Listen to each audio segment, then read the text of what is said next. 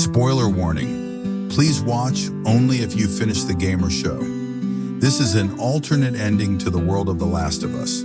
If you haven't played the game or watched the show, this video may reveal key story elements. This is a fan-made narrative. It's not official, but it's crafted with care, rooted in the pivotal moments of the story. If you're ready to face a heart-wrenching, emotional what-if, then continue. Maybe the world does get saved, but not without a devastating cost. Legal notice. This is a fan-made story, unofficial and non-commercial. We do not own The Last of Us. This is a tribute, made out of love. What if Ellie never woke up? What if the cure actually worked, but the price it demanded was too much to bear? In this alternate ending, the world is saved, but one man is shattered. This is the story after the cure, when the only thing left behind was grief, the cost of dawn. The world doesn't change in a day, it never does. But that day, silence felt different. Ellie died on the operating table, deep within a Firefly lab. Her blood, humanity's last hope. Her brain, the key to salvation. She never woke up.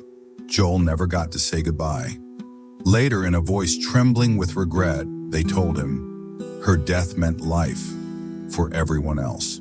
A cure had been created, real, effective, distributed through hastily rebuilt clinics across both free and quarantine zones.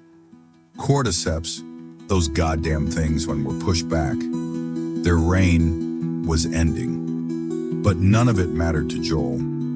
He sat on a bench outside the compound, Ellie's backpack clutched tight to his chest, as if it were the last thread holding him to life.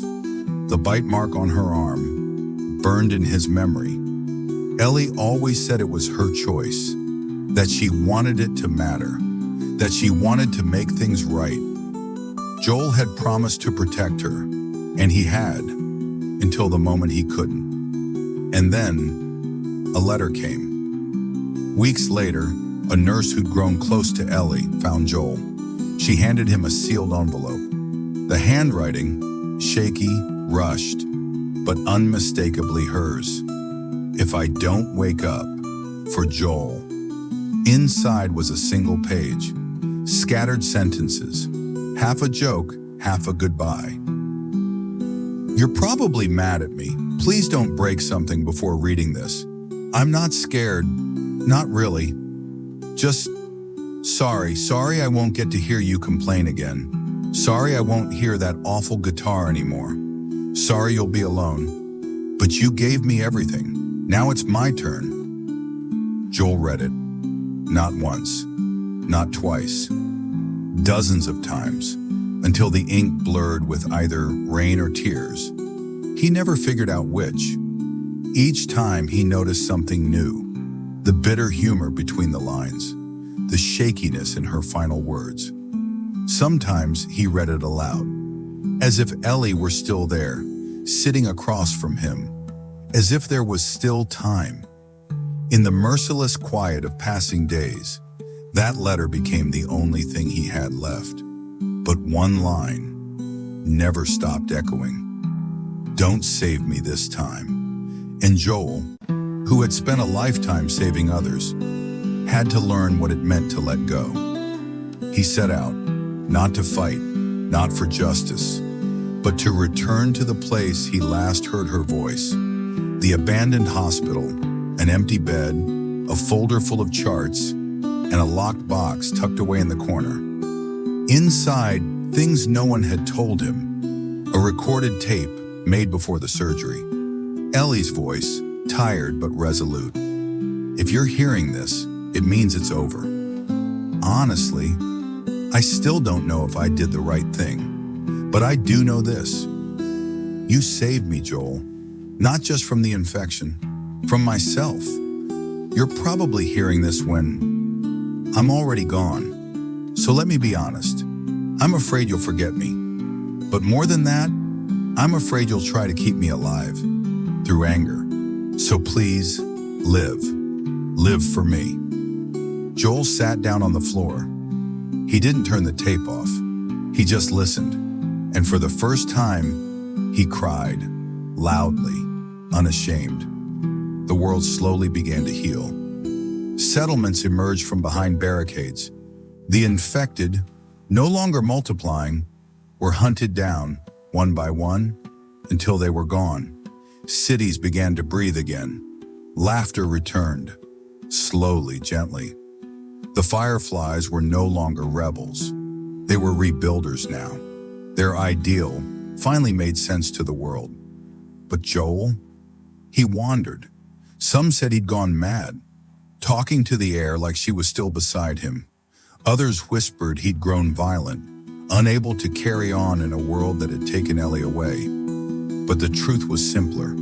He was quiet now, withdrawn, a shadow of a man who had once lost a daughter, and now, by choice, had lost another.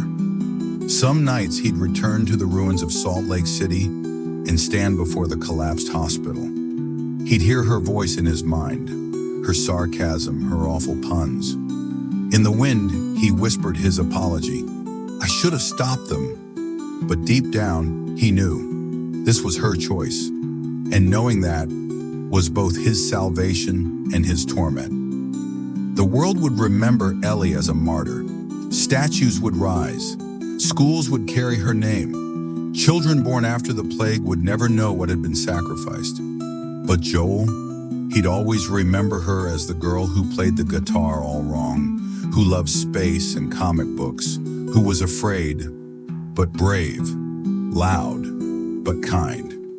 And in a quiet corner of this reclaimed world, a wooden cabin stood by a small lake. An old man sat on the porch, hands trembling, strumming a broken guitar. The chords never quite sounded right, but still he played for her, because maybe the world had been saved, but Joel would never be whole again. Want unique wallpapers inspired by the stories on this page? Join our Telegram channel. The link is in the description below. In a world healed by her sacrifice, Joel remained broken. Love saved the world, but left him behind. If this story resonated with you, drop a like. Subscribe for more emotional what-if tales. And tell us in the comments, what ending would you have chosen? Share your favorite alternate ending idea. If it gets the most likes, we'll turn it into the next episode. Let's build this community of dreamers and storytellers together. More fan-made endings are coming.